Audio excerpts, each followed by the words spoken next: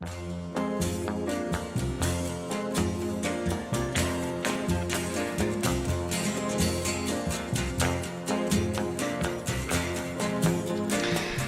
pues hablamos ya con Adrián Celaya, como hacemos los miércoles cada 15 días, pues de asuntos económicos y de otras muchas cosas relacionadas con la economía, ¿verdad? Bueno, pues compañero de Kai Center, lo tenemos al otro lado del teléfono. Muy buenas, Adrián, Egunon. Hola, Egunon. Egunon. Bueno, pues parece que te oímos bien, a pesar de tu lejanía hoy.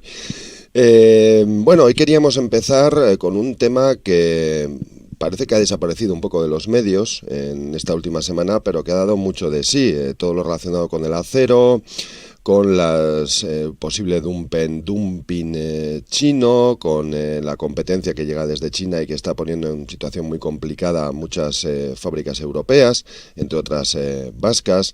Un poquito por ahí queríamos empezar hoy, ¿no?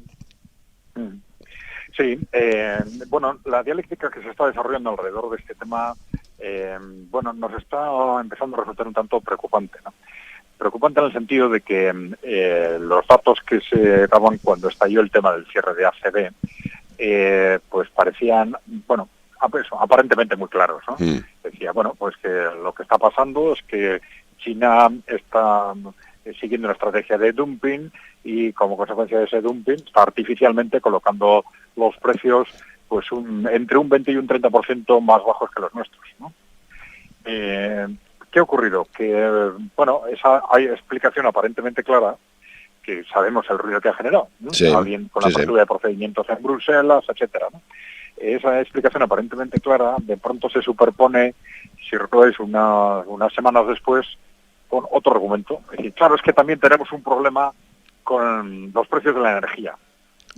Los precios de la energía que son mucho más caros para nuestras empresas. Bueno, esto quiere decir que, claro, interpretando, ¿no?, ese 20-30%, pues hay que atribuirlo en parte a que tenemos costes de la energía más altos y en parte, aparentemente, al dumping.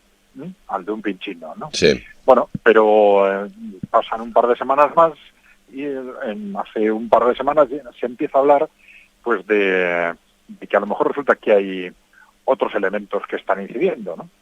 Y se empieza a hablar de que, bueno, pues el tema de los costes laborales, ¿no?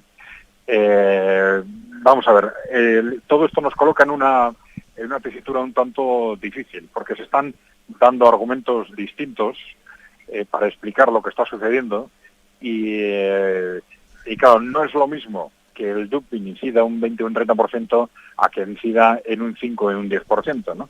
Supongamos que realmente existe dumping, si ese dumping no es significativo, no va a ser valorado como tal por las autoridades europeas, primero, y segundo, aunque lo fuese, no nos iba a resolver el problema. Se está dando, por supuesto, en las declaraciones que se están haciendo, que si se resolvía el problema del dumping, resolvíamos el problema de competitividad. Y todo parece indicar que no es así en absoluto, ¿no? Es decir, que tenemos costes en nuestras propias estructuras más altos, significativamente más altos que los de China, por distintas razones, con independencia de que dentro de ese 20-30% pueda haber algún elemento derivado del dumping, ¿no? Pero está claro que la repercusión del dumping en todo caso es solo parcial. Casualmente hace también un par de semanas hubo una resolución de la Organización Mundial del Comercio condenando a la Unión Europea por haber puesto en marcha medidas antidumping contra algunos productos del acero chino, sobre todo tubos creo que eran. O sea que es un tema que no es tan claro como decir, bueno, hay dumping, pedimos a la Unión Europea que tome medidas, pues luego ha venido una condena de la Organización Mundial del Comercio que le ha obligado a echar atrás unas medidas antidumping que había adoptado porque no existía, han entendido que no existía realmente tal dumping, ¿no? Entonces, es un tema complejo y que yo creo que nos obliga a, independientemente de hacer lo que haya que hacer con respecto al posible dumping, evidentemente, a hacer una reflexión de fondo en una línea que nosotros planteamos desde el estallido de la crisis, ¿no? Que es que, por unas razones o por otras, los países emergentes y sobre todo China están aquí ya, con costes inferiores a los nuestros pues están, sí, y sí. cada vez con una tecnología mayor. El problema es que antes tenían costes inferiores, pero solo entraban en productos de baja calidad, etcétera, pero ahora ya están entrando cada vez más en nuestros productos habituales. Y esto estaba claro que era algo que iba a venir y que va a venir cada vez más a más sectores, ¿no? Porque, ya lo hemos comentado en otra ocasión, entre otras cosas porque ya está en China en conjunto invirtiendo más que nosotros en tecnología, ¿no? China en su conjunto, nosotros hemos bajado, si recuerdas, creo que esto lo comentamos alguna vez, en el esfuerzo en I+D que estamos haciendo. Sí, hemos hablado, sí. Estábamos subiendo históricamente y en los últimos años estamos bajando, ¿no? Por haber desatendido este esfuerzo, ¿no? Estamos ya por debajo de la media de la Unión Europea en el 1,93, ¿no? Hablo de ahora de la Comunidad Autónoma Vasca, ¿no? En el 1,93, mientras que China está en el 2, ya iba subiendo, no lo superó hace un par de años, está en el 2,08, en el 2,08. Es que China, un país con cientos de millones de habitantes, todavía en situación de pobreza, está invirtiendo en el 2,0,8, significa que hay muchas regiones chinas que están invirtiendo prácticamente el 0 y otras que están invirtiendo el 5, el 6 o el 7. ¿No? Porque recordemos que China está en conjunto por encima ya de la media de la Unión Europea. Entonces, esto significa que nos están pisando los talones y que nosotros vivimos muy cómodos en una situación partimos de una situación comparativa con otros ámbitos, el Estado fundamentalmente, en el que el nivel de industrialización es más bajo, etcétera, pero es que nosotros nos lo estamos jugando todo en eso, ¿no? No tenemos una economía de servicios, de turismo, agrícola, que nos pueda ayudar a competir en otra dimensión. Nosotros vamos a competir directamente en productos industriales. Y la pasividad que estamos demostrando últimamente en este ámbito es realmente preocupante. Y va a ser alarmante. Esta alarma va a crecer en el tiempo, en los próximos años. Vamos a ver cómo esa competencia china va a venir a cada vez más productos, ¿no? Porque la única forma de hacer frente a esto es la tecnología.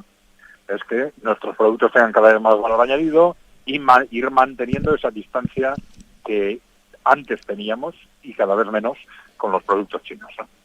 Pues hay sectores que son muy importantes en nuestras tierras vascas, por ejemplo, máquina herramienta y otros que se pueden ver también amenazados con el tiempo, ¿no? En ese sentido. Claro, es que el conjunto de la industria. Empieza con la industria pesada y cada vez están entrando en sectores de más valor añadido. Y en los mismos sectores con productos cada vez de más valor añadido. Eso va a ser una carrera contra el tiempo y además muy rápida, muy rápida. Pues no son conclusiones que hayan sacado precisamente nuestros representantes políticos en estas últimas fechas, ¿no? No, parece ese que es el problema de... Hablaban de subir los aranceles y ya está, ¿no? Y parece que con eso se solucionaba absolutamente todo, ¿no? Sí, porque es lo que en los primeros días saltó mediáticamente. Y bueno, seguramente no es malo que se hagan las gestiones que hay que hacer para verificar si efectivamente existe o no existe dumping y en ese caso que se corrija. Pero que eso no nos despiste del gran problema estratégico que tenemos para ese sector y a medio plazo para el conjunto de la industria. Sí. A medio o largo plazo pues pintan bastos, como no espabilemos. Bueno, otro tema de muchísima actualidad en esta semana en la que por fin pues parece que se han puesto a negociar en nuevo gobierno pues formaciones como Podemos, Compromís, etcétera, con el PSOE. Creo que habéis analizado, por lo menos en una buena parte, del último programa económico que ha presentado Podemos, ¿no? Nos hablabas del último porque como ha habido también, yo creo que ha habido bastantes modificaciones en los últimos meses, el programa de hace 2 semanas, una cosa así, ¿no? Sí, el que presentaron, digamos, a efectos de la negociación. Ajá. Pacto de gobierno, ¿no? Sí. Bueno, es un tema curioso. Nosotros hemos seguido más o menos de cerca los programas económicos de Podemos, pues bueno, pues simplemente por el hecho de que parecía que estaban pensando, proponiendo cosas distintas, ¿no? Sí. Y que podían ser de especial interés, ¿no? Es curioso porque han dado, digamos, pasos sustanciales en una línea que aparentemente de más moderación, ¿no? De más moderación, evitando los aspectos más llamativos o más arriesgados de su programa económico, Pero, sin embargo, desde nuestro punto de vista, seguramente esto les ha hecho también perder credibilidad, ¿no? Es decir, lo que vemos, así como el programa económico de Podemos inicialmente llamó mucho la atención y tuvo un gran eco por la reflexión que hacían alrededor del problema de la deuda. La deuda, sí. Vemos que ahora eso está prácticamente olvidado en el programa económico, ¿no? Hay una medida muy concreta que hace referencia a la necesidad de agilizar los procedimientos de reestructuración de deuda de las pequeñas empresas, ¿no? Ajá. Esto es algo que incluso la OCDE ya había propuesto, ¿no? Pero es un planteamiento interesante, pero que hace referencia fundamentalmente a agilizar el procedimiento, ¿no? Entonces no es un tema que tenga mucha relevancia política, ¿no? Pero sin embargo, como digo, en conjunto, olvidan el tema de la deuda. Y claro, olvidar el tema de la deuda, yo creo que se meten a sí mismos en una trampa, porque claro, los planteamientos que hacían antes de incrementar el gasto público, a la hora de financiarlos, antes tenía una lógica, decíamos, bueno, como vamos a reestructurar la deuda, pues esto nos da más capacidad, tengo más dinero, más capacidad claro, de gasto en sí mismo, ¿no? Sí. Pero porque no se elimina gasto público, ¿no? Claro. Por vía intereses, etcétera. Sin embargo, claro, al prescindir de ese tema, ¿cómo explican el incremento del gasto público? Y ahí yo creo que se encuentran con un problema de fondo, ¿no? Porque alrededor de un 70% de lo que llaman financiación de ese gasto público, pues viene de conceptos que son, digamos, pues un tanto dudosos, ¿no? Porque claro, por un lado dicen, va a venir del crecimiento, es decir, como vamos a tomar una serie de medidas que van a generar crecimiento en la economía, ese crecimiento va a generar más ingresos fiscales, ¿no? Claro, sí. Es una posibilidad, pero es una hipótesis que se hacen a veces en las campañas electorales en todo tipo de partidos, pero bueno, que tienen la credibilidad que tienen, ¿no? Es decir, vamos a gastar esto, que es algo seguro, en base a que las otras medidas que vamos a tomar, pero claro, ese crecimiento económico también no depende solo de lo que hagas tú, depende del contexto internacional, depende de muchas cosas. Claro, sabes lo que vas a gastar, que eso sí lo puedes cuantificar y presupones lo que vas a ingresar, pero eso no es tan sencillo, ¿no? Ya te entiendo, sí.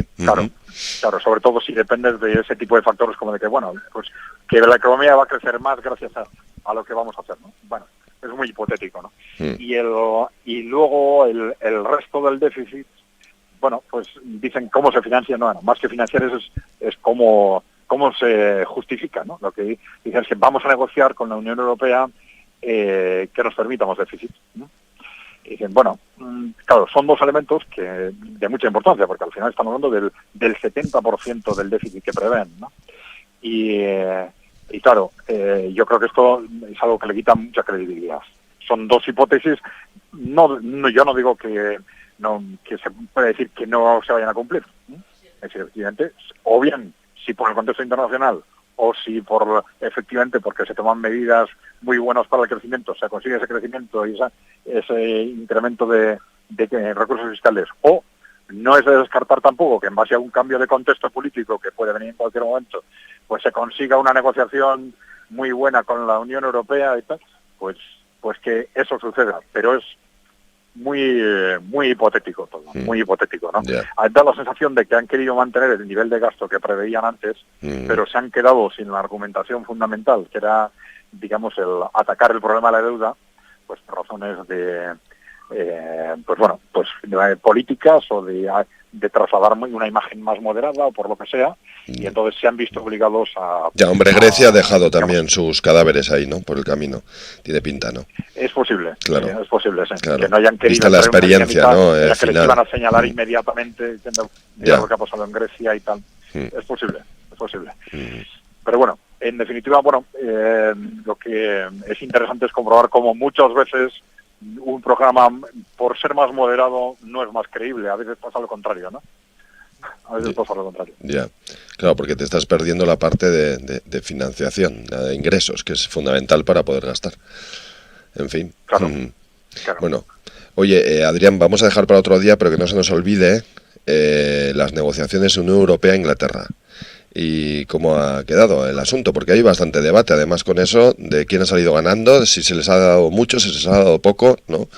en estos tiempos en los que parece que todo el mundo quiere echar o no quiere integrar a nuevos estados, etcétera, en la Unión Europea, pues parece que las autoridades europeas se han, ¿no?, batido el cobre para que no se vaya a Inglaterra, a pesar de no estar en el euro.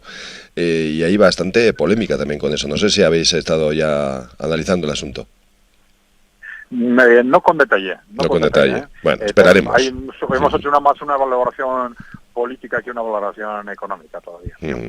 Bueno, pues ya tendremos tiempo de hablar de ello, porque bueno, pues en cierto modo, como estas noticias que van, vienen, pasan y parece que no ha sucedido nada, pero bueno, pues hay un referéndum en Inglaterra, hay en Reino Unido y bueno, pues todavía hay unas posturas muy enfrentadas en aquel país, donde Cameron lo va a tener además difícil para que gane el mantenerse en la Unión Europea, con personajes como el alcalde de Londres que van a hacer campaña directamente para su salida.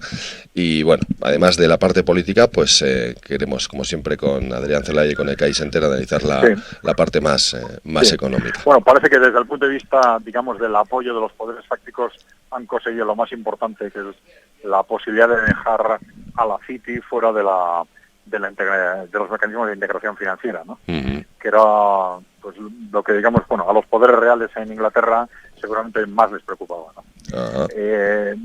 Yo creo que desde un punto de vista político este hecho en sí mismo es extraño, ¿no? Es decir, el poner en marcha un proceso de integración en el que se haga una excepción de ese tipo tan llamativa, ¿no?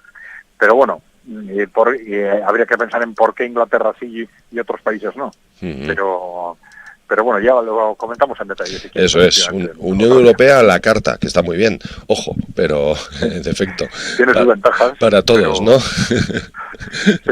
Es lo que claro, tiene. depende de claro, hasta qué punto Europa continúa avanzando hacia un nivel de mayor integración o de acuerdo con algunos elementos que están surgiendo últimamente, pues incluso puede ir en dirección contraria. En dirección contraria, eso es. Contraria. Vamos a ver. Debate apasionante. Bueno, Adrián, estupendo. A pasarlo bien fuera de nuestras tierras. Venga, vale, agur. Vale. Hasta luego. Agur.